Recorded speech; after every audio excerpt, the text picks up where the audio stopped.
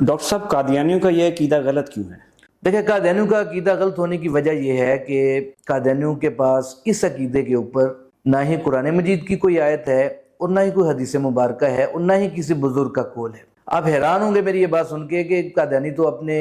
عقیدے کے اوپر بہت ساری آیات بھی پیش کرتے ہیں اور احادیث بھی پیش کرتے ہیں اور بزرگوں کے اقوال بھی پیش کرتے ہیں، لیکن میں یہ کہہ رہا ہوں کہ قادیانیوں کے پاس اپنے اس عقیدے کے اوپر نہ ہی کوئی قرآن مجید کی آیت ہے، نہ کوئی حدیث ہے، نہ ہی کسی بزرگ کا قول ہے۔ اس کی وجہ یہ ہے کہ قادیانی جو بھی آیت پیش کریں، جو بھی حدیث پیش کریں، جو بھی کسی بزرگ کا قول پیش کریں، ہم اس کے اندر دو باتیں دیکھیں گے۔ ایک تو اس کے اندر یہ ذکر ہو کہ ایک ذلی نبی بن سکتا ہے، یعنی ایک کا ذکر ہو کہ ایک نبی بن سکتا ہے، اور دوسرا ذلی نبوت کا ذکر ہو، کیونکہ تشریعی نبوت اور غیر تشریعی نبوت، جس کو مستقل نبوت کہا جاتا ہے، اس کے بارے میں تو ہمارا مسلمانوں کا اور قادیانیوں کا اتفاق ہے کہ آپ صلی اللہ علیہ وسلم کے بعد نہ کوئی تشریعی نبی بن سکتا ہے، نہ وہ غیر تشریعی نبی بن سکتا ہے۔ اختلاف اس میں ہے کہ قادیانی کہتے ہیں کہ آپ صلی اللہ علیہ وسلم کے بعد ایک ذلی نبی بن سکتا ہے، تو ہم قادیانیوں کو کہتے ہیں بھی آپ ایسی دلیل ہمارے سامنے پیش کریں، ایسی قرآن پاک کی آیت پیش کریں، ایسی حدیث پیش کریں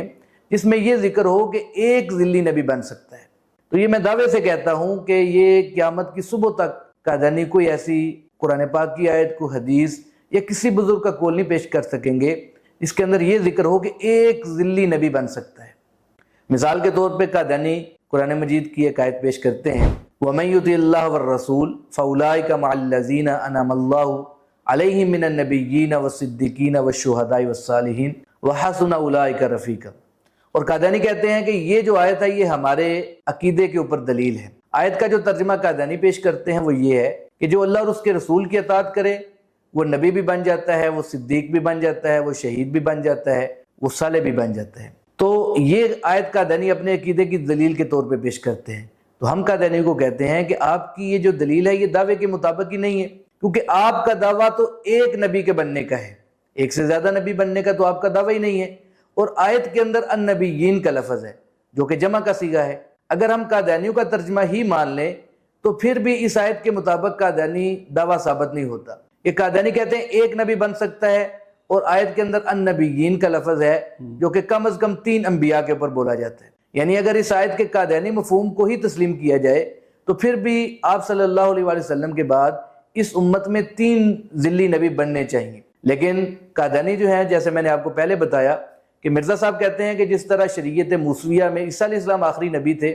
اس طرح شریعت محمدیہ میں آخری نبی ہوں۔ یہ بھی ساتھ کہتے ہیں کہ اس امت میں نبی کا نام پانے کے لیے میں ہی مخصوص کیا گیا ہوں۔ تو ہمیں معلوم ہوا کہ مرزا صاحب اور قادیانی جماعت تو ایک نبی کی قائل ہے، جبکہ اس آیت کے اندر تو النبیین جمع کا صیغہ ہے جو کہ 3 انبیاء پہ بولا جاتا ہے۔ تو قادیانیوں کی یہ دلیل دعوے کے مطابق نہیں ہے، پہلی بات۔ دوسری بات یہ ہے کہ اس آیت کے اندر ذلی نبوت کا ذکر نہیں ہے بلکہ النبیین کا لفظ ہے، اور یہ بات مسلمانوں اور قادیانیوں دونوں کے نزدیک مسلمہ ہے کہ آدم علیہ السلام سے لے کر حضور صلی اللہ علیہ وسلم تک 2 ہی قسم کے نبی آتے رہے، یا تو وہ تشریعی نبی ہوتے تھے یا غیر تشریعی نبی ہوتے تھے، یعنی یا تو رسول ہوتے تھے یا نبی ہوتے تھے۔ تو چونکہ آپ صلی اللہ علیہ وسلم سے پہلے 2 ہی قسم کے نبی آتے رہے،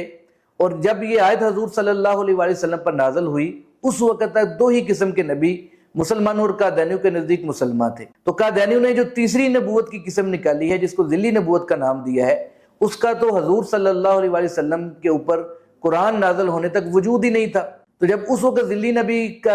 وجود ہی نہیں تھا تو اس آیت میں بھی اس کا ذکر نہیں ہے۔ اس آیت میں النبیین کا مطلق ذکر ہے، جس سے رسول اور نبی مراد ہے، تشریعی اور غیر تشریعی نبی مراد ہے، اور اس میں ذلی نبوت کا ذکر نہیں ہے۔ قادیانیوں کا چونکہ دعویٰ خاص ہے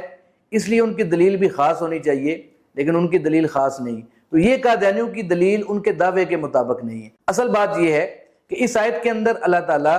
مسلمانوں کو یہ خوشخبری دے رہے ہیں کہ جو اللہ اور اس کے رسول کی اطاعت کرنے والے ہیں وہ جنت کے اندر نبیوں کے ساتھ ہوں گے، صدیقین کے ساتھ ہوں گے، شہداء کے ساتھ ہوں گے، صالحین کے ساتھ ہوں گے، جیسا کہ اس آیت کے جو آخری الفاظ ہیں وَحَسُنَ أُولَٰئِكَ رَفِيقًا، کہ وہ بہترین دوست ہیں، بہترین رفیق ہیں۔ تو یہ جو بہترین رفاقت ہے یہ جنت میں نصیب ہوگی۔ دنیا کے اندر اس آیت میں نبوت ملنے کا تو دور دور تک ذکر نہیں، اور اصل بات جیسے میں نے بتائی کہ اس آیت میں ایک تو واحد کا صیغہ نہیں ہے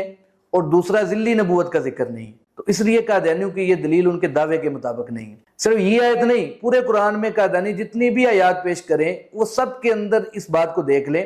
کہ واحد کا صیغہ ہو اور ذلی نبوت کا ذکر ہو، یہ پورے قرآن میں نہیں ملے گا۔ اس لیے قادیانیوں کا یہ عقیدہ قرآن کے بھی خلاف ہے، حدیث کے بھی خلاف ہے، اور پوری امت کے اجماع کے بھی خلاف ہے۔ لیکن قادیانی اپنا مکمل عقیدہ بیان نہیں کرتے، کیونکہ اگر وہ اپنا مکمل عقیدہ بیان کریں تو پھر ہم ان سے دلائل مانگیں گے اور دلیل ان کے پاس نہیں ہوگی۔